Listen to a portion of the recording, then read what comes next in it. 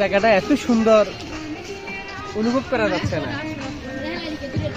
এখানে যে আসবে তারই পছন্দ হবে, তারই ভালো লাগবে, দেখার মতো একটা জায়গা।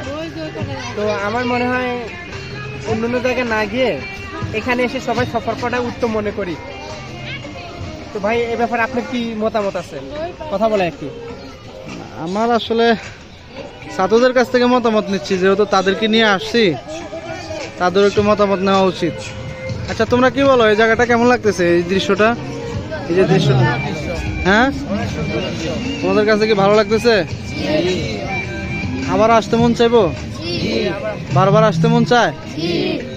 আসলে প্রত্যেকটা জায়গায় এটা আল্লাহ তাআলার একটা রহমত, যে এক এক জায়গায় এক একটা সুন্দর। আমরা বলি না এক এক ফুলে এক এক গ্রাম, তাই না আজাদ ভাই? হ্যাঁ, এই জন্য আপনি দেখেন দৃশ্যটা, আপনি এদিকে একটু ধরেন, আমি আমার দিকে ধরেন, আমি বলি।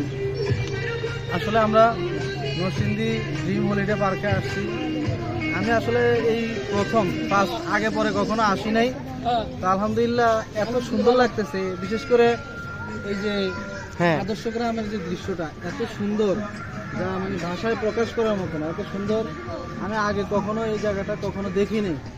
তা আলহামদুলিল্লাহ খুব ভালো লাগছে। তো আমি মনে করব যে এখানে পরিবার পরিজনদেরকে নিয়ে আসার মতো খুব ভালো একটা প্লেস।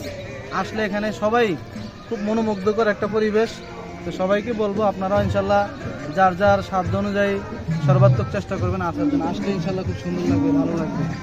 আসসালামু আলাইকুম ওয়া রাহমাতুল্লাহি ওয়া বারাকাতুহু।